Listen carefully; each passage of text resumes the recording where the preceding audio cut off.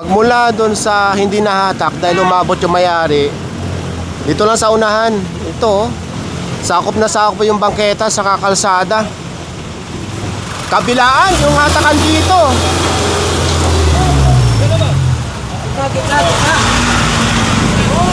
Tatlo pala yung hinahatak. Yan, sa kanto. Sa kabila ng ayan, two-way zone. May Porsche yatang nahatak doon, no? Puntahan natin. Makipot talaga dito. Magmula doon sa Mindoro, nasa magkatugtong lang. Ito na yung Kalyeng Road 10.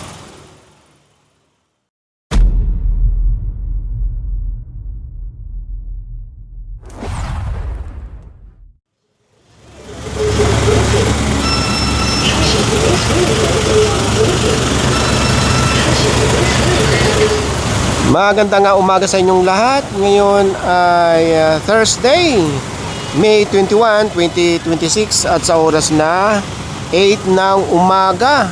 Nandito ngayon ng Special Operations Group ng MMDA sa may Scout Torillo at sakop ng Quezon City. At ngayong umaga, papasadahan yung itong Mabuhay Lane hanggang Maynila. Tapos doon sa may part ng Maynila, mayroong reklamo regarding sa mga illegal parking. So alamin natin mamaya kung anong kalye yung mayroong reklamo. Doon sa may Scout Torillo, sa kanto, sa kanang Scout Borromeo, mayroon daw hahatakin kaya bumalik yung dalawang towing truck. Scout Borromeo yan eh, yung kantong iyan.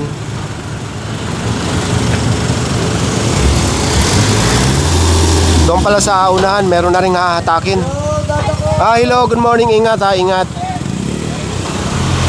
Andito na may-ari ng sasakyan. So, umabot. Magmula doon sa hindi nahatak dahil umabot yung may-ari, dito lang sa unahan, ito, sakop na sakop yung bangketa sa kakalsada. Wala yung may-ari nito.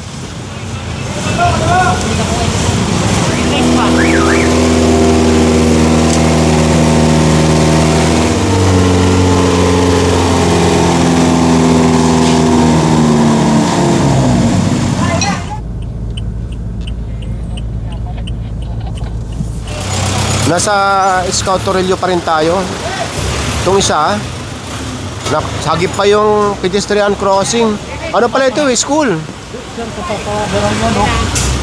Kinuha lang ako. Kinuha lang po. May kinuha lang. So, andito na yung may-ari. At sabi ng may-ari, may kinuha lang daw. Pero ayon sa enforcer, ayan, malamig daw ang makina. So, ibig sabihin yan, dito na nakapark. Oh, may camera pa! Wow! Bigyan niyo ako kuya, sumusunod sila sa bakas yung mga ano natin.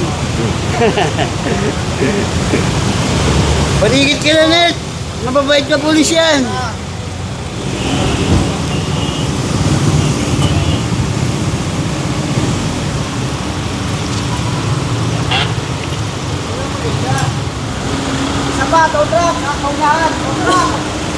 Nasa Quezon City pa rin tayo. Ito Mabuhay Lane. So ito lang pinapasadahan.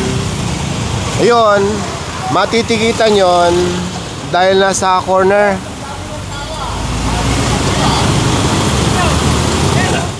At kabilaan, mayroong tinitikitan. Pinopormahan na ng tow truck. Saka dito.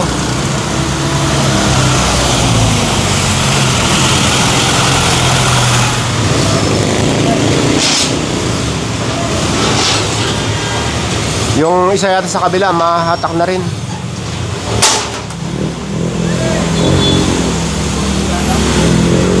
Nasa area tayo ng Kamuning, Quezon City. Kabilaan yung hatakan dito.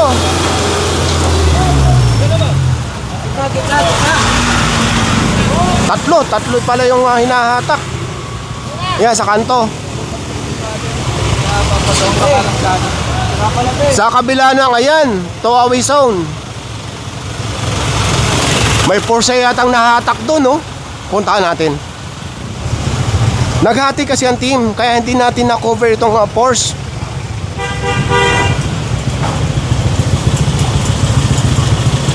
O yan, tumatakbo na. Una natin.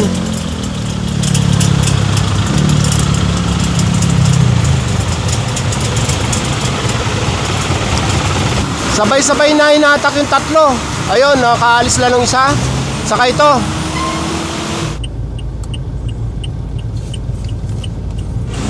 Nasa A. Rodriguez na tayo.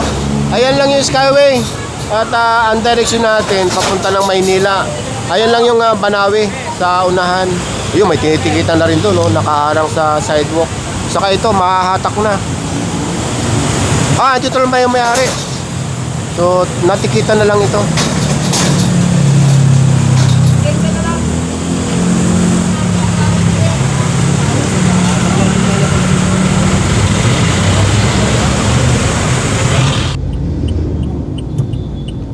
Dalawa itong tinitikitan.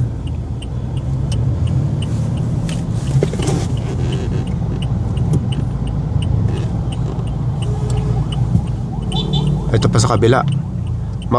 Nasa kanto.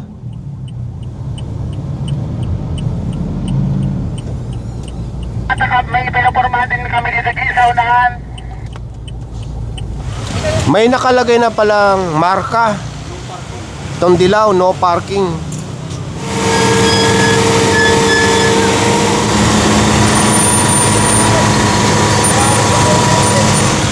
Doon tayo galing. At nasa A. Rodriguez pa rin tayo. At papasadahan itong Matimyas papunta ng Blumentritt. Pero bago pumasok ng Matimyas, ito along A. Rodriguez, meron nakapark dito, nakapatong sa sidewalk. Pagka nadaanan ng clearing operation nga, automatic ticket na kagad ng illegal parking. Ngayon pagka hindi lumabas ang may-ari, ito na.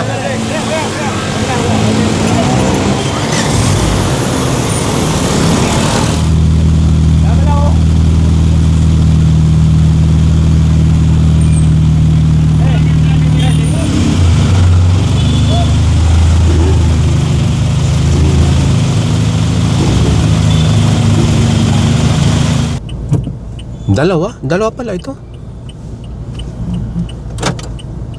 Magkadikit. Masarap pa yan.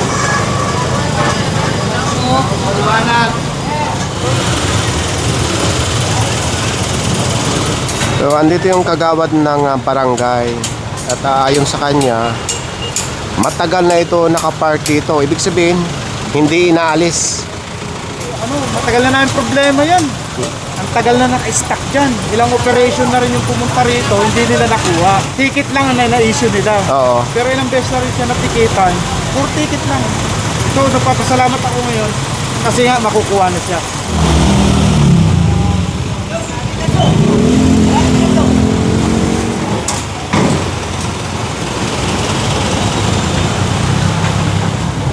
Magmula sa Quezon City, nandito na tayo ngayon sa Maynila. At nandito tayo sa Mindoro. Mindoro. Ito yung walang one-side parking. Ito yung sinasabi ko kaninang part ng Maynila na inireklamo regarding sa mga illegal parking. So kabilaan, matitikitan dito at posibleng mahatak. Makipot yung kalsada. Kaya kung paparkingan pa, ay pagka wag naman sana mangyari pagka nagkasunog, ay hirap nang pumasok ang bombero dito.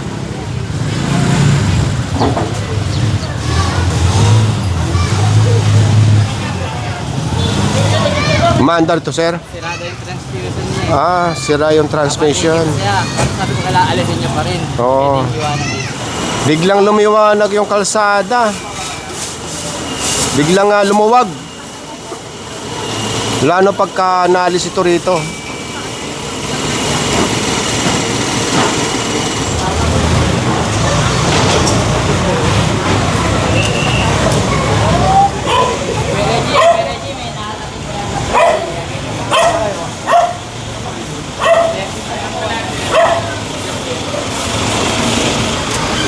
Napag-alaman natin na two-way pa pala itong kalsadang ito.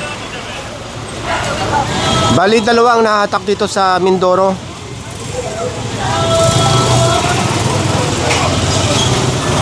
Makipot talaga dito. Magmula do sa Mindoro, nasa makatugtong lang. Ito na yung Kalyeng Road 10. May nahatak dito. Nasampa na pala.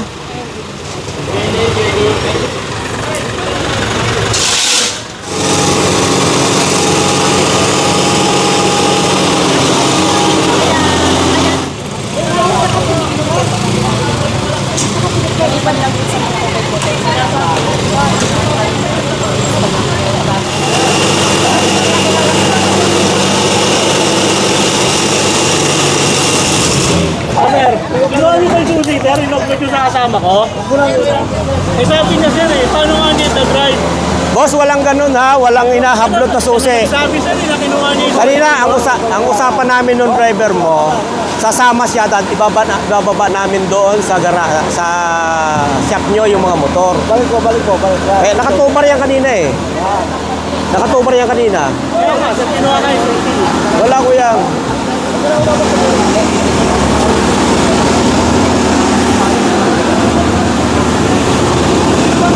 Wala pong driver eh. Saka sira, hahatakin natin.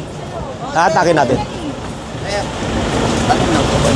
Yung nakasampa po ba, kasama rin ba sa babayaran or hindi? Hindi na. Yung sakyan lang. Okay po. Yun lang po kasi inaano rin po natin baka kasi kasama sa... Hindi kuyang. Yun lang sa sakyan. Okay po. Thank you po. Sir, kasama pa sa nireklamo? Kasama po eh. Kasi tagal lang kasi hindi ba... 88 complaint po ito eh. Oh, galing sa Malacanang yung complaint.